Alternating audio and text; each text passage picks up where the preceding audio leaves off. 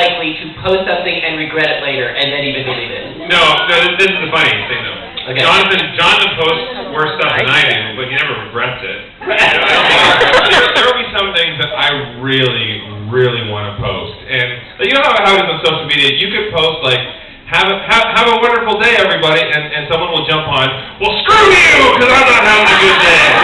It doesn't matter what you post. So there's some things that I'm like, so I run it by Drew, and I'm like, should I post this? And he'll be like, no, so do not post that.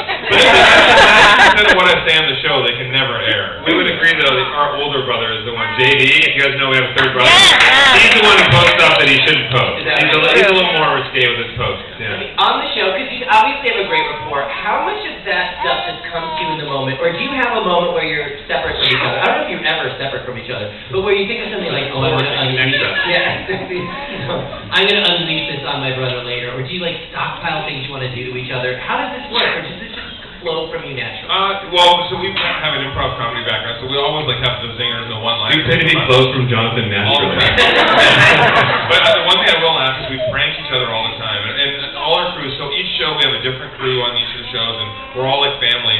We just finished filming Brother vs. Brother in Las Vegas, and it was hilarious because I would show up on site, and like Drew rarely gets up by like 7 a.m. or 6:30 a.m. when I have to go to site.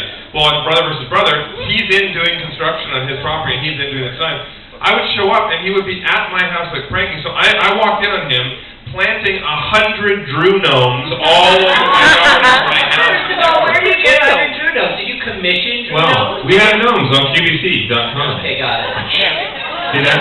QVC.com. Everywhere we have done an appearance in the last 6 months, somebody has had a gnome in the audience. Anybody have a gnome? A Scott-Brothers gnome here? Do they win a date with you if they do? I have $1 million. $1 million. It's funny. People have been posting called #BroGnomes. They've been posting the weirdest things.